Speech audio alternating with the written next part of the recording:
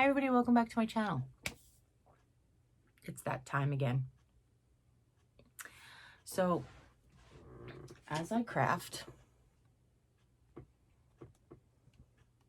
and I get new things and gifts and supplies, it just explodes. It explodes. And I'm sure it happens to you guys too. So I wanted to jump on here in this non-DIY video and maybe give you some sort of motivational, I don't know, maybe just a pep talk to myself and you guys can join along. When you're, okay, sorry. I moved the camera and now the tripod wants to slowly move that way.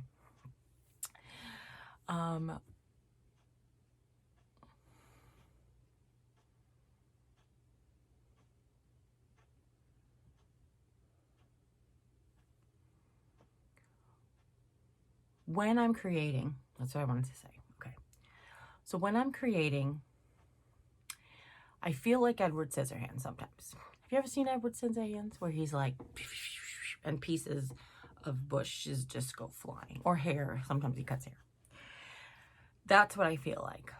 I feel like, and that's okay because that's how I create. I know there are plenty of people who just can get a few supplies and sit on their floor and just do their thing and then clean up and put it away. I am not one of those people. And I never have been. When Lisa and I were sewing bags to sell, it took over my whole living room. Okay, that's the kind of person I am. But anyway, so what we have here is autumn stuff. Hi. What? Okay. Do you need me? Oh, okay. Okay, thanks. So what I have here is current fabrics and things that are for like everyday DIYs. And then I have some special autumn stuff. And then I have some autumn stuff down here. And I have some autumn stuff on the table. And then it falls over and then there's a pile on the floor of Halloween. Not even decor, but like DIY pieces. And then, Mom, what are you doing? Oh, okay. Yeah, I know. I just figured they want to see it. Yeah. Okay.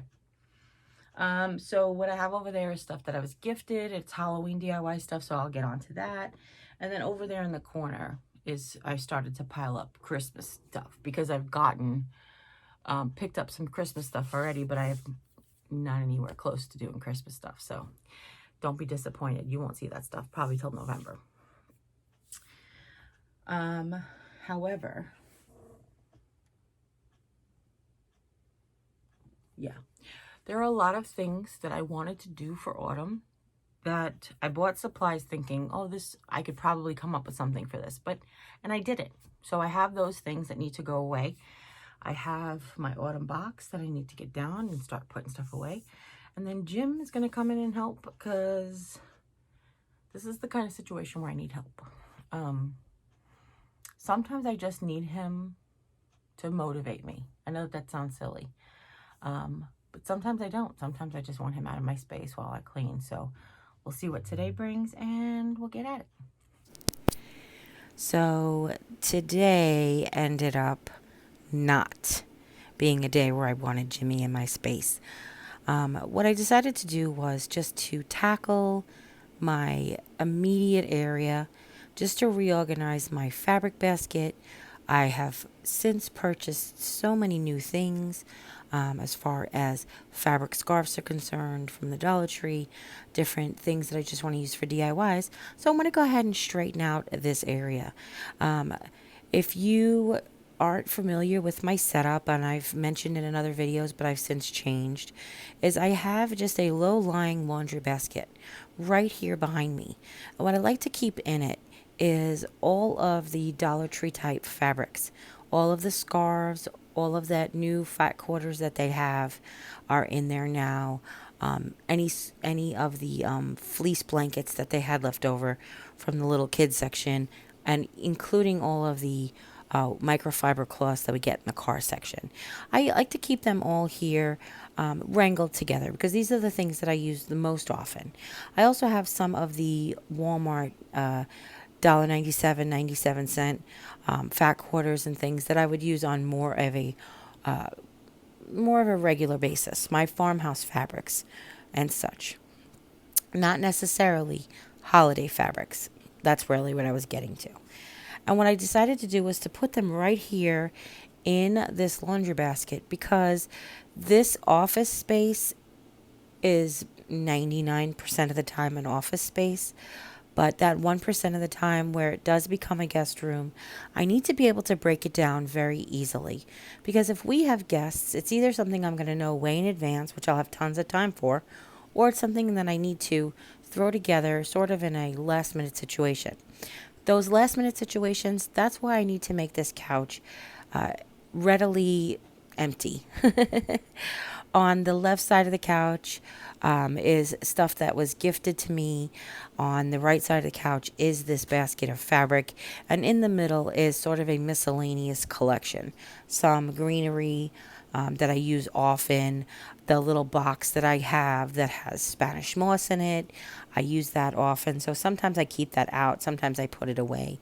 It depends on what I have coming up for the week.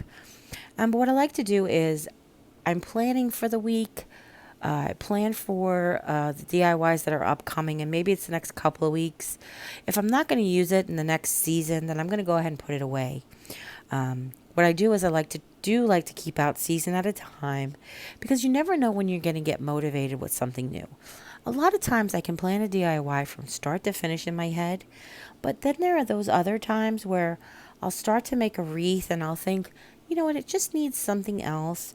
And instead of getting up and starting to dig through boxes, if I already have, say, my autumn embellishments in a Ziploc bag on the couch, then all I have to do is turn around to my autumn embellishments and I can say, hey, this sunflower would look really great on here, or this whatever it is, as you guys understand what I'm saying.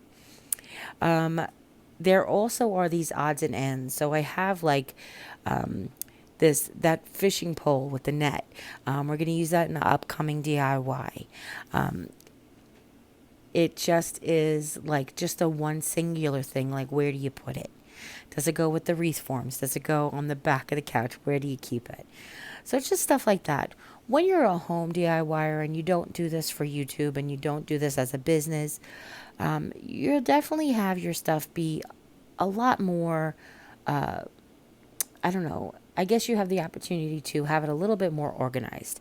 You're only going to maybe craft once or twice a week.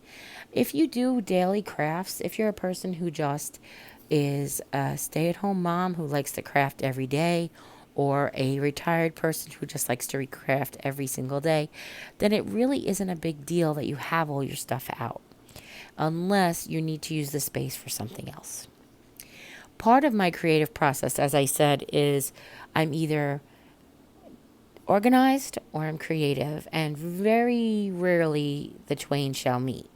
I more tend to be organized on those times of the month where I want things to be clean, and I'm almost like nesting, if you know what I mean.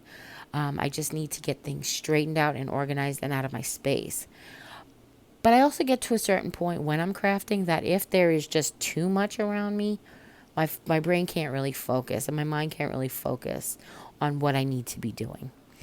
Now, I feel like if you guys ever saw me zoom out on my craft table, you could totally see that I'm surrounded. And I know there are times in a DIY where I'm zoomed out entirely. A project's really long.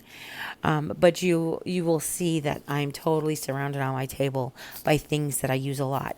I keep my paints real close. I keep my glue gun right at hand, my scissors and pens. Everything, even though it is organized, is still all around me. Now, this has to do with my limitations. When I am crafting, if I am not feeling well, say the arthritis in my legs is flaring up or my hips, but my hands are feeling good, then I can go ahead and I can hit the craft table.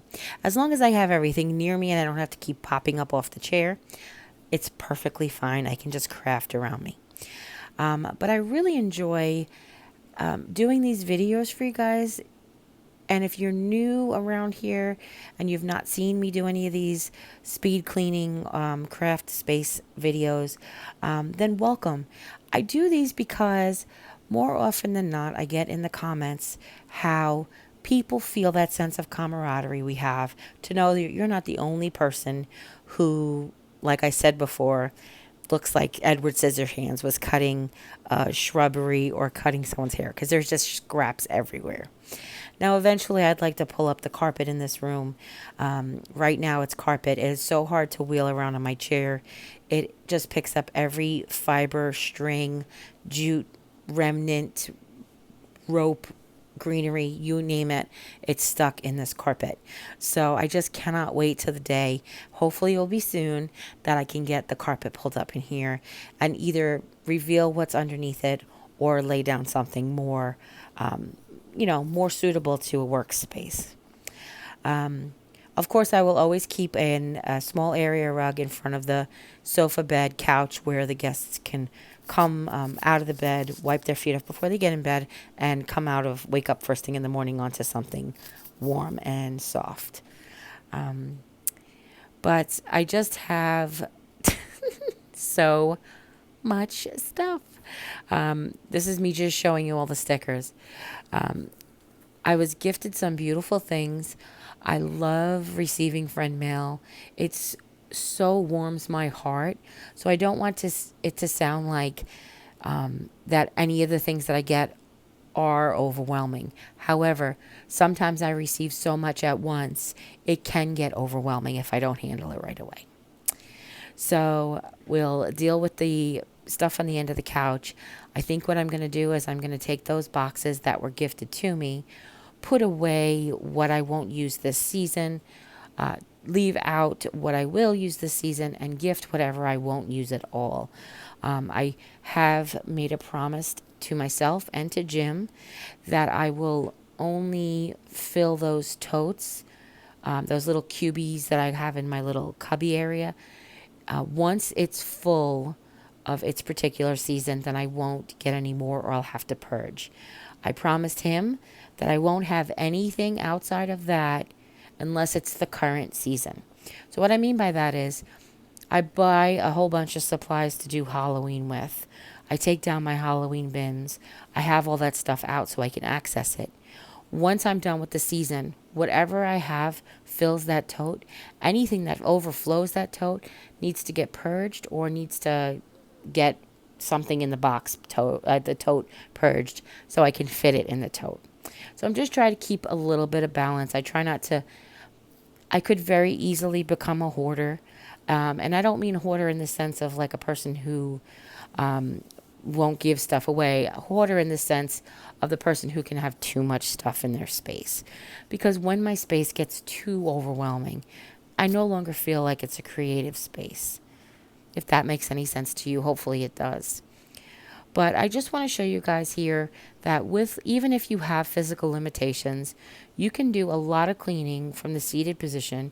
You could do a lot of organizing just around you. We try to use that Catherine from Doing It on the Dimes Swedish technique, only touch it once.